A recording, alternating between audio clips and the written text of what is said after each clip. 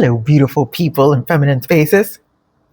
Have you ever thought about what it takes for you to get from where you are to where you want to be? It takes getting uncomfortable. It takes uncomfortable with the status quo. It takes recognizing that where you are, you made every decision to get there. And in order to get to where you are, you can still make those decisions. But being super honest with yourself, it's very uncomfortable. It's very vulnerable. And sometimes it's a skill set we have to learn. Carl Jung once said that you and I have three different masks that we wear. The first mask is the one that we wear out in public in front of everybody. Best behavior, best manners, best language, always being yourself to the absolute most nth and perfect possible way as you can be. The second mask is the one you wear with your friends and your family, where you're more yourself, you're more chilled, you're more natural, you're more in line with your true person. Not fully showing everything out, but as comfortable as one can be. The third mask is the one that you only show with yourself. The good, the bad, the ugly. And that is the mask that all of us master in order to become incredibly aware of who we are. And that takes being comfortable. It takes being vulnerable. It takes being so freaking honest to tell yourself, hey, you are not showing up for yourself in this way. And the consequence is this. Hey, you want to be able to accomplish this and this and this, and you're not taking the action in order to take this and this and this. So what are you going to do about it in order to correct that behavior?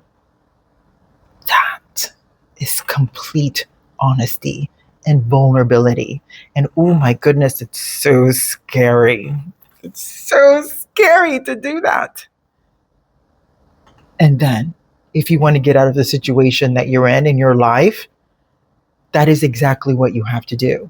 To be so completely authentically honest with yourself and say, girl, I'm in this situation and I don't really like it.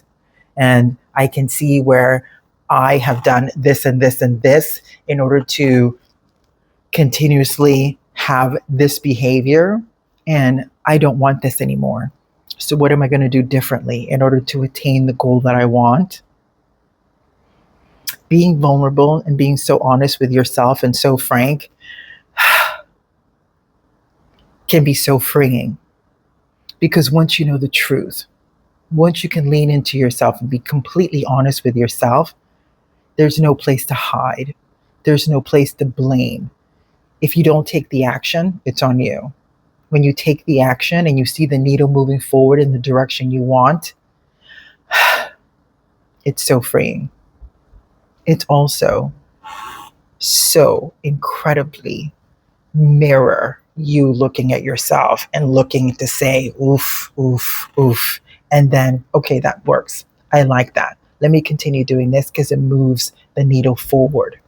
Part of moving the needle forward means being so unbelievably honest and transparent with yourself, and then takes being accountable, which means if you want that, what are you going to do right now and during the next 3 months, 6 months, year, 5 years in order to attain that goal? Now, when you look at your life, I like to look at things like a pie because I have that logical side that goes along with the sensitive emotional side, but that logical analytical side helps me look at family, finances, housing, pleasure, which is, trips and going to the opera and going to shows and traveling. All of that is there. And then it comes to accountability for yourself. It comes for fitness, and it comes for your relationship, your marriage, the kids. It's a whole pie. Also health and fitness. All of that is part of the pie. When you look at your life as that kind of pie, and then you start going into the 8 sections going, this works, this works, this works. Woof, this isn't working. I could definitely improve this. It takes actually saying, this isn't working. I could definitely improve this. And then saying, why isn't it working? What can I do differently in order to correct my behavior in this situation that's not getting me to what I want? And then take the actions. Like actually say, oh, this isn't working. This is why it's not working. And this is what I'm going to do forward in order to get that part of the pie working the way I want. Self mastery has everything to do with learning how you tick, what ticks you off, and what makes your bells ring, and then doing something about it. Because when we sit there and whine and complain about something that we have complete control over, it makes you a victim of your own cause, a victim of your own narrative. And who wants to do that? It's so much better to be honest with yourself and say, this is not working. And the reason why it's not working is because I'm doing this and this and this. And now that I can recognize that my action on this and this and this is getting me this result, and now I'm recognizing that the long term, that result, it's not going to be good. Anything excessively is not going to be good for your body, for your spirit, for your mind, for your environment, for your friendships, for your relationships. Correct the behavior and then move on to your most magnificent life. Because there's one thing that I've learned in my 56 years of life is that we have peaks and we have valleys.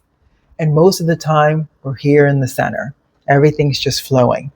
The way that you handle the peaks and the valleys makes the everyday.